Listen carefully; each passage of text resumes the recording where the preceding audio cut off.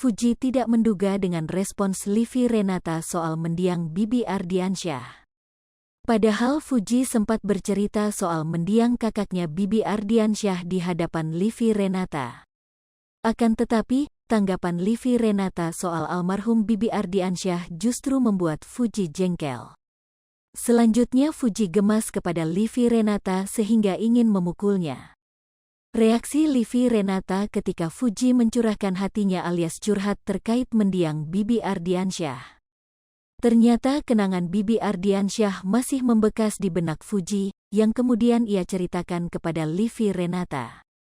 Akan tetapi Fuji justru jadi syok begitu mengetahui respons Livi Renata atas curhatannya soal Bibi Ardiansyah.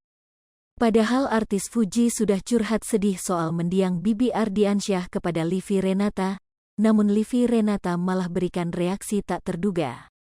Kenangan Fuji tentang mendiang Bibi Ardiansyah memang selalu membekas. Livi Renata malah tak tahu menahu bahwa kakak Fuji itu telah meninggal.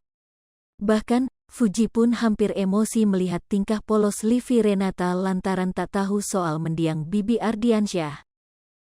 Saat keduanya berbincang pada podcast YouTube Fuji, kekasih Tarik Halilintar itu berbagi kisahnya yang sempat sedih lantaran komentar negatif usai dirinya terkenal setelah kakak sulungnya meninggal.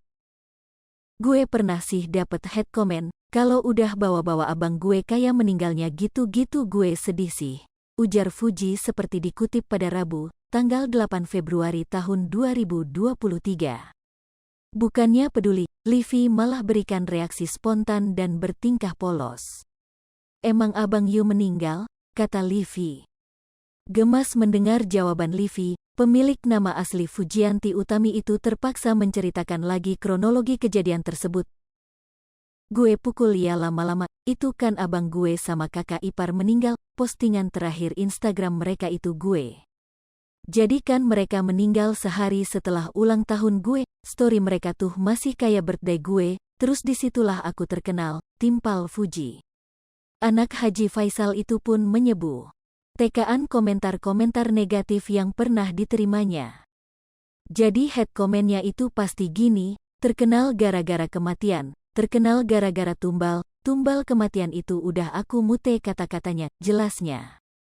Nampaknya ia sudah lelah dengan komentar pedas tersebut, tetapi ia selalu meluangkan waktu untuk membacanya. Ya kadang sedih aja, kalau lagi capek lagi bad mood terus baca head comment, gue gak punya waktu tapi tetep gue baca, pungkasnya.